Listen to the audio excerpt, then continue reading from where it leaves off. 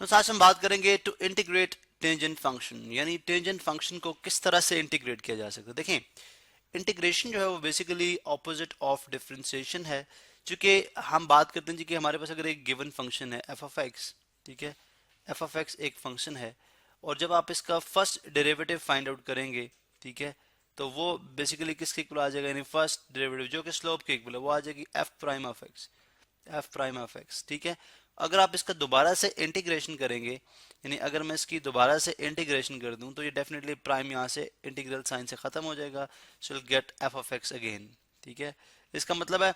कि अब हम देखेंगे जी टेंजेंट फंक्शन, अगर एक फंक्शन है हमारे पास y इज इक्वल टू या बल्कि यूं कह लें, ठीक है, integral of tangent x d x, tangent x dx। अब क्या हमारे पास टेंजेंट x में मतलब हमारे पास कौन सा ऐसा फंक्शन था जिसको हमने जब डिराइव किया तो हमारे पास टेंजेंट फंक्शन है, हमें बेसिकली इस फंक्शन तक पहुंचना है, ठीक है। अब चूंकि डिफरेंशिएशन के अंदर हमने ऐसा कोई फंक्शन स्टडी नहीं किया है सच, ठीक है, तो फिर हम बात करेंगे जी इसको हम एक इंटीग्रेशन के अंदर हमने एक पावर फंक्शन के रूल को स्टडी किया था। वो क्या था कि अगर इंटीग्रल साइन के अंदर, यानी अगर integration, this is integration sine, अगर आपके पास एफ ऑफ एक्स है या वन बाय चले one over f of x है, one over f of x कोई फंक्शन है, ठीक है, और अगर dx के साथ इस फंक्शन का डेरिवेटिव मौजूद है एफ प्राइम ऑफ एक्स, ठीक है, तो हम क्या कर सकते हैं, हम इस फंक्शन को लिख लेंगे, यानी इसका इसका इंटीग्रल होगा natural log of f of x plus c, f of x plus c. अब हम देखते हैं कि क्या ये वाला रूल इस पे एप्लीकेबल हो सकता है। देखें, tan x को हम लिख सकते हैं, tan x को हम लिख सकते हैं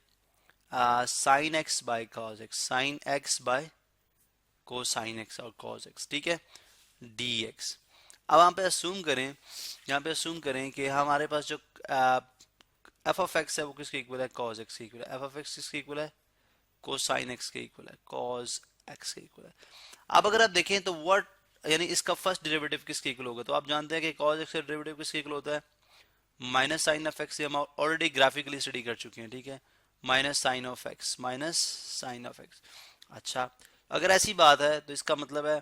कि मैं यहाँ पे देखता हूँ कि अगर मैं इस फंक्शन को यानी इस इंटीग्रल को रीअरेंज करूँ, ये बनने को लिखूंगा मैं one over cos sine of x, one over cosine of x times sine x d x, sine of x dx, ठीक है। अगर ऐसी बात है, याद रहे कि सारा ये हम जस्ट हमारा ये रफ वर्क है जो कि यहाँ पे हम करते हुए जा रहे हैं। देखें, याद रहे कि अगर मैं साइन एक्स फाइनल, देखें मुझे साइन एक्स चाहिए, साइन एक्स किसके इक्वल होगा in terms of F prime of x, ठीक है, साइन एक्स किसके इक्वल होगा, साइन एक्स इक्वल हो जाएगा अगर आप ये नेगेटिव साइन है तो नेगेटिव साइन को दोनों तरफ मल्टीप्लाई करा दें, ये नेगेटिव और ये नेगेटिव टाइम्स नेगेटिव क्या हो जाएगा, पॉजिटिव, तो साइन एक्स आ जाएगा minus f prime of x, जिसको आप minus d y by d x भी लिख सकते हैं, या लिखने की जरूरत नहीं है, जस्ट हम इसको एज इट इज रखते हैं, ठीक है। अब देखें यहाँ पे हम सब्स्टिट्यूट करेंगे, वैल्यूज को सब्स्टिट्यूट करेंगे, यानी अब यहाँ पे चूंकि नेगेटिव साइन तो मतलब ये हमारे पास आ जाएगा integral one hour cos x किसके इक्वल है, एफ ऑफ एक्स के इक्वल है, तो आई वुड पुट लाइक मैं एफ ऑफ एक्स को यहाँ पे लिख दूंगा, एंड साइन एक्स किसके इक्वल है, minus f prime of x, minus f prime of x, ठीक है, minus f prime of x d x. अब जो नेगेटिव साइन है इसको आप बेशक यहाँ से निकाल लें, यानी यहाँ से हम इसको रिमूव करते हैं और हम इसको इस इंटीग्रल साइन के बाहर डाल देते हैं। चलें, ये हमारे पास नेगेटिव साइन आ गया। अब अगर आप देखें तो इस गिवन फंक्शन के, यानी ये जो फॉर्म बन चुकी है, ये कौन सी फॉर्म है, ये एग्जैक्टली ये वाली फॉर्म है जो मैंने टॉप पे, यानी जो पावर फंक्शन के अंदर हमने रूल स्टडी किया था कि अगर नीचे फंक्शन हो और यानी वन बाय फंक्शन हो और F prime of x d x हो, यानी डी एक्स के साथ उस फंक्शन का डेरिवेटिव मौजूद हो, तो वो किसके इक्वल होता है, वो इक्वल होता है इज इक्वल टू, चलें थोड़ा सा मैं इसको ड्रैग डाउन ही करता हूँ, ठीक है, जो किसके इक्वल हो जाएगा, that will be is equal to minus natural log of what is f of x, f of x तो कोसाइन ऑफ एक्स है, तो आ जाएगा natural log of cosine of x, cos of x. अब चूंकि natural log negative numbers का exist नहीं करता, तो यहाँ पे हम उस चीज को ओवरकम करने के लिए यहाँ पे एब्सोल्यूट का साइन लगा लेंगे, ताकि जो भी आपके पास जो भी हमारे पास जो है वो होगा मौजूद, मतलब जो कॉस की वैल्यू नेगेटिव या पॉजिटिव में आएगी वो हम हमेशा एब्सोल्यूट की वजह से वो पॉजिटिव हो जाएगी, तो प्लस सम कांस्टेंट सी। ये आपके पास है integration for tangent x d x, tangent x, ठीक है, tan x dx, ये इसकी इंटीग्रेशन है। अब आप इसकी एक और फॉर्म भी लिख सकते हैं। आपने एक लॉ पढ़ा था लॉगरिथम के अंदर, log with base a of m power n, तो अगर पावर पहले लिखी हो तो ये बन जाएगा n log m base a,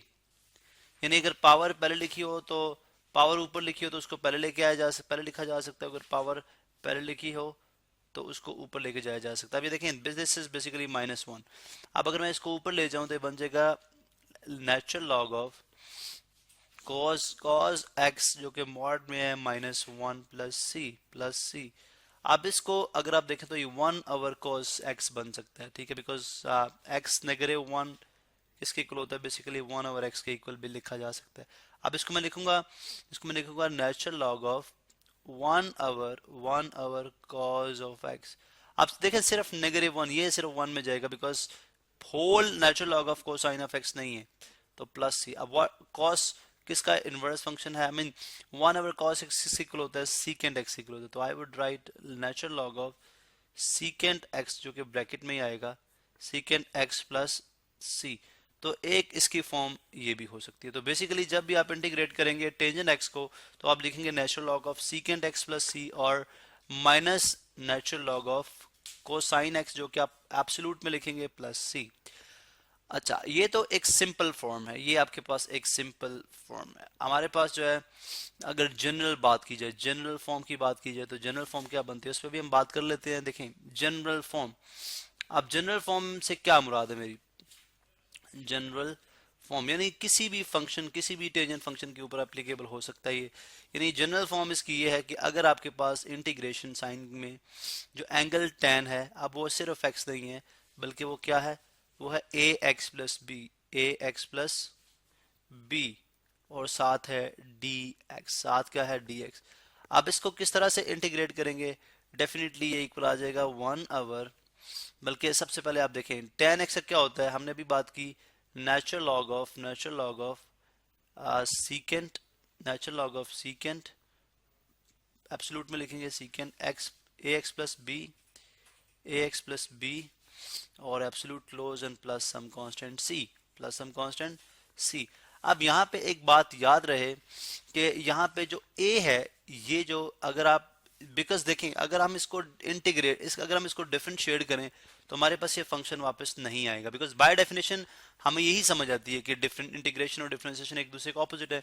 यानी ये basically this is the slope of this function जो कि एग्जैक्टली नहीं है, यानी इसकी प्रॉपर स्लोप नहीं होगी, क्योंकि जब आप डिवाइड करेंगे, सॉरी जब आप इसको डिफरेंशिएट करेंगे तो आप देखेंगे कि जो ए फंक्शन है, यानी यहाँ पे जो पहले तो डिफरेंशिएशन होगी नेचुरल लॉग के साथ, तो 1/, secant a x plus b आ जाएगा, फिर विद सीकेंट होगी, ठीक है, और फिर with a x plus b होगी। अब जब integration with a x plus b होगी तो इस केस के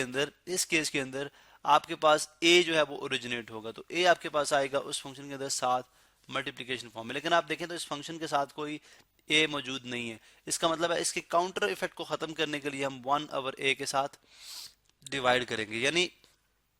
आई मीन 1/a के साथ मल्टीप्लाई करेंगे या a के साथ डिवाइड करेंगे। इसका मतलब ये हुआ कि जो आपके पास ये गिवन फंक्शन के साथ x के साथ जो कोफिशिएंट है, जो भी होगा कोफिशिएंट वो आपका डिवाइड भी होगा उस गिवन